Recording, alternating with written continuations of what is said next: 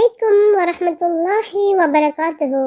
இன்று நாம் பார்க்க போவது நாம் தினந்தோறும் செய்ய வேண்டிய இஸ்திஃபாரை பற்றியும் அதன் சிறப்புகளை பற்றியும் அதன் மூலம் நாம் அடைந்து கொள்ளும் பயன்களை பற்றியுமாகும்.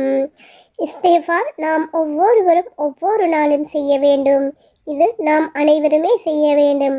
நம்மில் சிலர் நினைக்கலாம், நாம் பாவம் செய்தால்தான் இஸ்திஃபார் செய்ய வேண்டும் என்று. அப்படியல்ல. நாம் அனைவரும் மனிதர்கள், பாவம் செய்யக்கூடியவர்கள்தான்.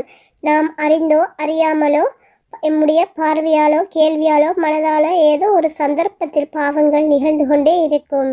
எனவே நாம் ஒவ்வொருவரும் ஒவ்வொரு நாளும் மறக்காமல் இந்த இஸ்திஃபார்களை செய்து வருவதை வளமையாக்கி கொள்ள வேண்டும்.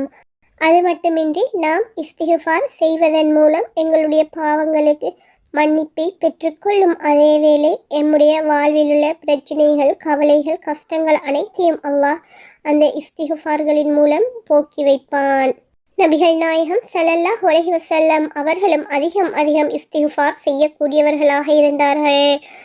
ஒரு அறிவிப்பில் நபிகள் நாயகம் ஸல்லல்லாஹு அலைஹி வஸல்லம் அவர்கள் கூறுகின்றார்கள், அல்லாஹ்வின் மீது சத்தியமாக ஒரு நாளில் நான் இஸ்திஃபார் செய்கின்றேன் 70க்கு மேற்பட்ட தடவைகள் என்று.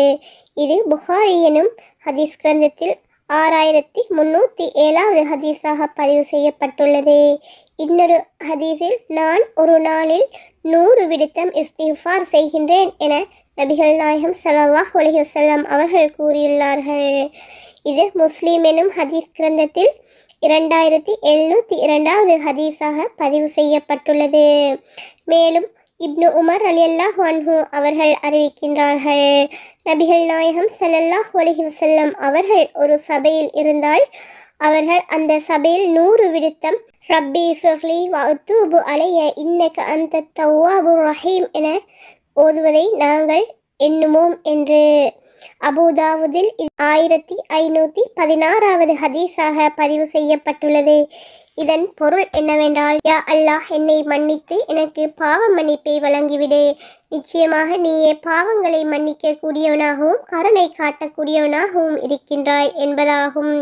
எனவே நாங்களும் ஒவ்வொரு நாளும் இந்த இஸ்திஃபாரை எங்களுடைய வாழ்க்கையில் செய்யக்கூடியவர்களாக இருக்க வேண்டும்.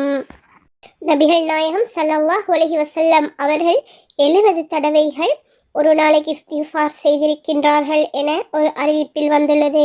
சிலவற்றில் 70க்கு மேற்பட்ட தடவைகள் என்றும் சிலதில் 100 தடவைகள் வரைக்கும் ஒரு நாளைக்கு இஸ்திஃபார் செய்திருக்கின்றார்கள் என்று வந்திருக்கின்றது. எனவே நபிகள் நாயகம் ஸல்லல்லாஹு அலைஹி வஸல்லம் அவர்கள் ஒவ்வொரு நாளும் 70க்கு மேற்பட்ட தடவைகள் இஸ்திஃபார் செய்யக்கூடியவர்களாக இருந்திருக்கின்றார்கள். எங்கள் கண்மணி நாயகம் ஸல்லல்லாஹு அலைஹி வஸல்லம் அவர்கள் முன் பின் பாவங்கள் மன்னிக்கப்பட்டவர்கள். அப்படி இருந்தும் அவர்கள் ஒவ்வொரு நாளும் இறையச்சத்தின் காரணமாக அல்லாஹ் தாலாவிடம் ஒவ்வொரு நாளுமே ஒவ்வொரு வேளையும் இஸ்திஃபார் செய்யக்கூடியவர்களாக இருந்தார்கள். எனவே நாமும் இந்த பழக்கத்தை எங்களுடைய வாழ்விலும் வளமையாக்கி கொள்ள வேண்டும். நபிகள் நாயகம் ஸல்லல்லாஹு அலைஹி வஸல்லம் அவர்கள் நாளாந்தம் வித்தியாசமான இஸ்திஃபார்களை செய்யக்கூடியவர்களாக இருந்தார்கள். இஸ்திஃபார்களிலே நிறைய இஸ்திஃபார்கள் இருக்கின்றன. மேலே நாம் கூறிய இஸ்திஃபாரும் அதில் ஒன்றுதான். அதே நேரம் நபிகள் நாயகம் ஸல்லல்லாஹு அலைஹி வஸல்லம் அவர்கள் அஸ்தக்ஃபிருல்லாஹ் என்றும் அடிக்கடி சொல்லக்கூடியவர்களாக இருந்தார்கள். அதே நேரம் நாம் அறிந்து கொள்ள வேண்டிய மிக முக்கியமான இன்னொரு இஸ்திஃபார் தான் லா இலாஹ இல்லா அன்த சுப்ஹானக இன்னி குன்து மினல் ஸாலிமீன். இது நபி யூனுஸ் அலைஹிஸ்ஸலாம் அவர்கள் மீனின் வயிற்றில் இருந்த நேரம் ஓதிய மிகவும் அற்புதமான சக்தி வாய்ந்த ஓர் இஸ்திஃபார் ஆகும். இந்த இஸ்திஃபாரை நாமும் அதிகம் ஓதி வருபவர்களாக இருக்க வேண்டும். இந்த இஸ்திஃபாரை மட்டும் அவர்கள் சொல்லவில்லை என்றால் மறுமை நாள் வரையும் அவர்கள் மீனின் வயிற்றிலேயே இருந்திருப்பார்கள் என அல்லாஹ் கூறியிருக்கின்றான். எனவே இது மிகவும் சக்தி வாய்ந்த ஒரு இஸ்திஃபார் ஆகும். இதை ஓதினால் எங்களுக்கு இருக்கும் அனைத்து கவலைகளையும் அல்லாஹ் நீக்குவான். இது சஹீஹான ஒரு ஹதீஸ் ஆகும். இதை ஓதிவிட்டு நாம் எந்த துஆவை கேட்டாலும் அதை அல்லாஹ் நிறைவேற்றியே தீருவான். எனவே எம்முடைய வாழ்வில் இருக்கும் கவலை, கஷ்டம், நெருக்கடி, எல்லா விதமான பிரச்சனைகளின் போது நாம் இந்த இஸ்திஃபாரை அதிகம் அதன் பொருள் உணர்ந்து ஓதி வருபவர்களாக இருக்க வேண்டும். லா இலாஹ இல்லா அன்த சுப்ஹானக இன்னி குன்து மினல் ஸாலிமீன். இந்த இஸ்திஃபார் மிகவும் சக்தி வாய்ந்தது. எனவே நாமும் இந்த இஸ்திஃபாரை அதிகம் ஓதி வருவோம். நாம் இஸ்திஃபார் செய்வதனால் எமக்கு கிடைக்கும் நன்மைகள் இப்படி அல் குர்ஆனில் கூறப்பட்டுள்ளது. அதாவது நாம் இஸ்திஃபார் செய்வதன் மூலம் அல்லாஹ் எங்களுடைய பாவங்களை மன்னிப்பான், எங்களுக்கு மழையை பொழிவிப்பான், எங்களுடைய பொருளாதாரத்தில் வியாபாரத்தில் அல்லாஹ் அபிவிருத்தியை ஏற்படுத்துவான். உங்களுக்கு குழந்தை பாக்கியம் இல்லாவிட்டால் இஸ்திஃபார் செய்யுங்கள். குழந்தை பாக்கியம் இல்லாதவர் இஸ்திஃபார் செய்தால் இன்ஷா அல்லாஹ் இஸ்திஃபாரின் மூலம் குழந்தை பாக்கியத்தை கொடுப்பான். எங்களுடைய தோட்டம் துறவுகளையும் விவசாய நிலங்களையும் அல்லாஹ் செழிப்பாக்குவான். வறண்டு காய்ந்து போயுள்ள ஆறுகளை அல்லாஹ் பெருக்கெடுத்து ஓடச் செய்வான். இவை அனைத்தும் இஸ்திஃபாரின் மூலம் நாம் அடைந்து கொள்ளும் பயன்களாகும். இது மட்டுமல்ல, இன்னும் பல வகையான பயன்கள் இருக்கின்றன. இஸ்திஃபார் அந்த அளவுக்கு சக்தி வாய்ந்தது. இது எமக்கு அன்றாடம் ஓதுவதற்கு மிகவும் கடினமான வார்த்தைகளோ, பக்கம் கணக்காக பாடமாக்க வேண்டிய வார்த்தைகளோ அல்ல. ஓர் 2 வசனங்களாகவும் ஓர் 2 வார்த்தைகளாகவுமே இருக்கின்றன.